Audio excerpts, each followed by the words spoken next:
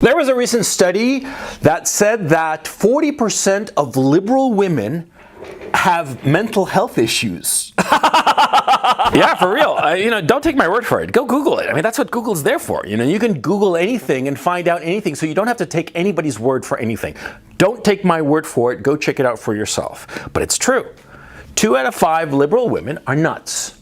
They've had a mental health issue. What the fuck you think that means, motherfucker? It means that they're nuts. They're off their fucking rocker, right? And you don't want to date a woman who's crazy, okay? I did a video called Don't Fuck Crazy, But yeah, you don't fuck a crazy woman. Not for this issue like, oh, she's handicapped, she's got a mental health disorder, you shouldn't have sex with her. No. Don't fuck a crazy girl, because she's going to wind up chasing you around your kitchen table with a serrated knife, threatening to chop your balls off. That's why you don't date a crazy chick. But quite apart from that possibility, which is a real possibility, which happened to me as a matter of fact, you don't date a liberal chick. Well, a crazy chick you don't date, but a liberal chick you don't date. Not because there's a 2 in 5 chance of them being nuts. That's bad enough. No. The other problem is that, the other 3 in 5 liberal chicks, they are going to be, simply put, they're going to be nasty pieces of work. Yeah, on the one hand, you'll discover that a lot of liberal women, especially the more self-consciously liberal women, they are completely inflexible insofar as their outlook on the world. If you come at them with a different way of perceiving the world, something that goes against the grain of their ideology, it's not merely that they're just, going to listen to you politely and then move on. No, they'll attack you. They'll attack you and say that you're completely wrong. And they're going to attack you with a fervor that goes beyond merely disagreeing about something, whatsoever that something may be. It's not that they're merely going to disagree with you, they're going to go after you with a vehemence, with a vengeance. Because, you see, from their point of view, you disagreeing with their point of view is not merely an issue of you having a different perspective on a particular issue. No. It signals to them that you are a moral failure, that you're a bad person. Yeah, and so what they'll do is that they'll attack you. I mean, they'll attack you publicly, and it'll be embarrassing to you, embarrassing to her, but she won't even care. She'll just attack you to show, if only to herself, that she's a good and decent person, and she's attacking you, the evil bastard, who are espousing a perfectly legitimate point of view that she just happens to disagree with. You see the problem? See? It's not virtue signaling. People discount it as mere virtue signaling, but it's much more than that. See? It's not that they are signaling to other people. They're signaling to themselves. See? It's the basis of their perception of themselves as good and decent people. They have to attack you if you have a different point of view. They have to, and they will. Now, of course, this kind of disagreement, it's not going to come off in the first conversation, or even the first few conversations. It'll take a while, okay? And it could be that she finds you extremely attractive for whatever reason, and so she sort of like hides or submerges her moral vitriol insofar as one or particular issue. I've done videos where I've said how, MILFs,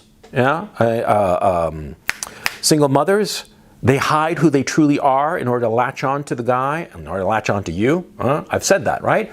Same thing with liberal chicks.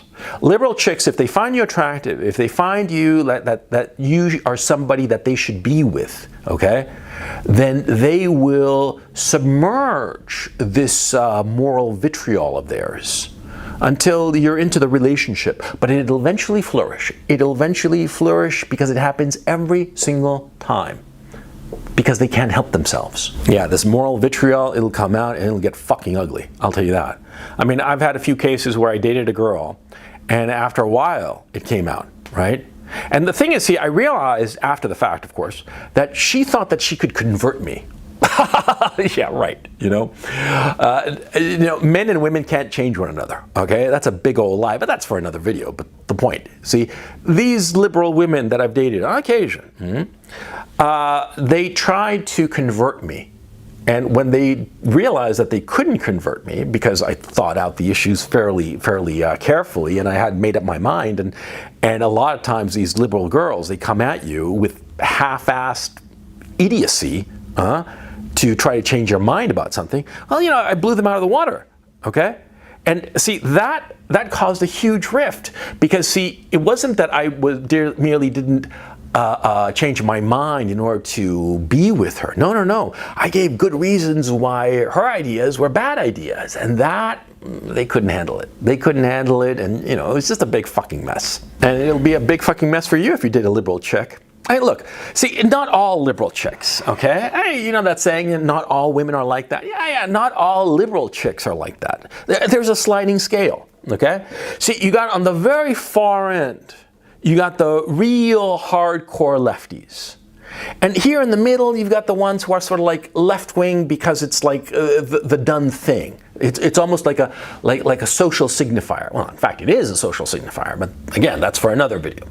And then there are the ones far over here that they say that they're left, but they don't really give a shit. They don't give a shit about politics in general, okay? Usually, those girls who are on the far zero end of the scale, those are the girls who have a very solid sense of who they are.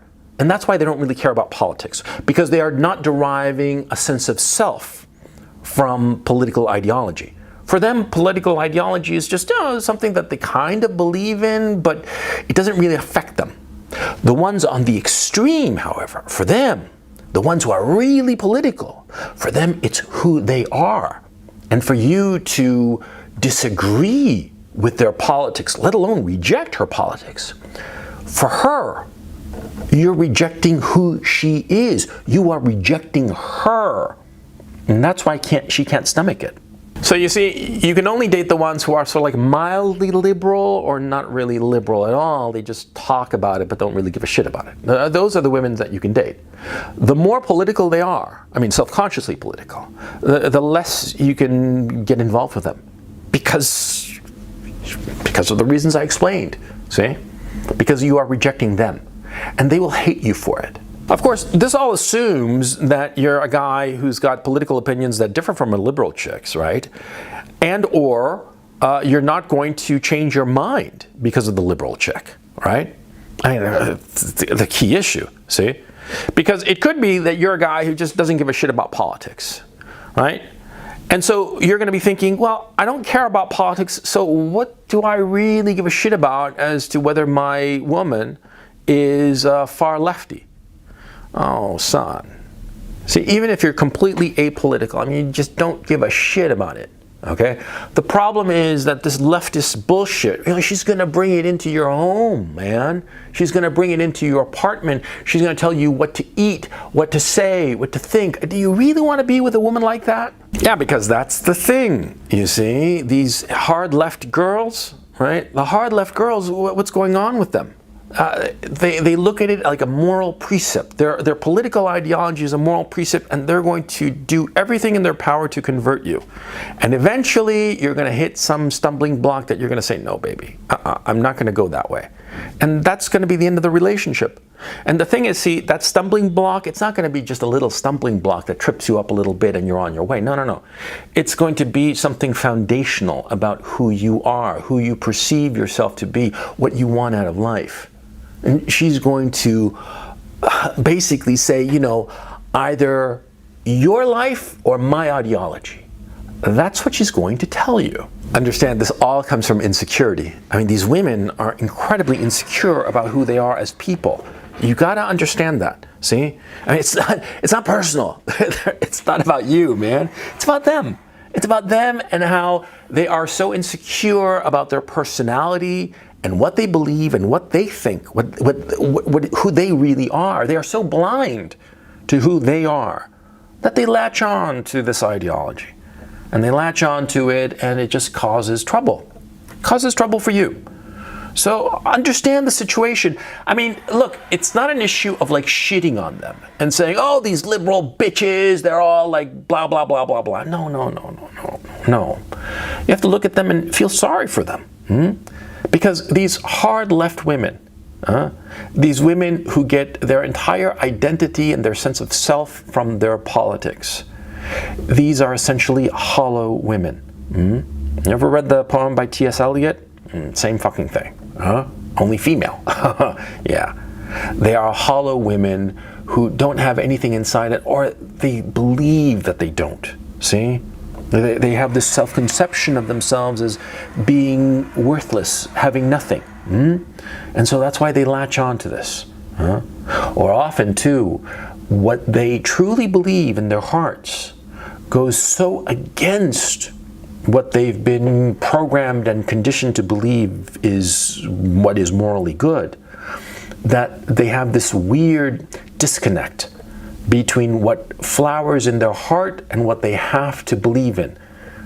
And this contradiction is so heavy, so lethal to themselves and lethal to everybody around them, that you don't want to be around them. No, because eventually it'll blow up. It will eventually blow up in some way or another. I mean, have you noticed how many liberal girls are these huge sluts? I mean, they hop around from cock to cock. What do you think is going on?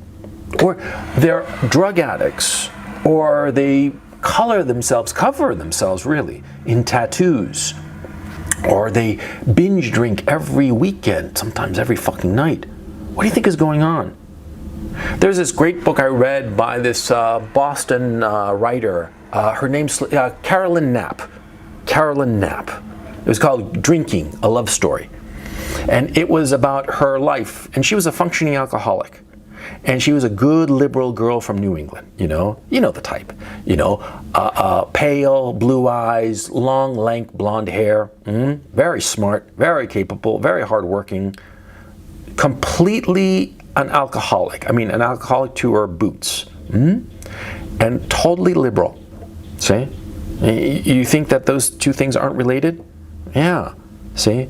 Yeah, these poor girls, you gotta understand what's going on. And the crazy ones, same fucking thing. They're nuts. I mean, they're crazy. The 40% that I mentioned, right? And what's going on with them? See? They're latching on to liberal politics like a life raft. And if you attach yourself to her, well, you're gonna drown with her.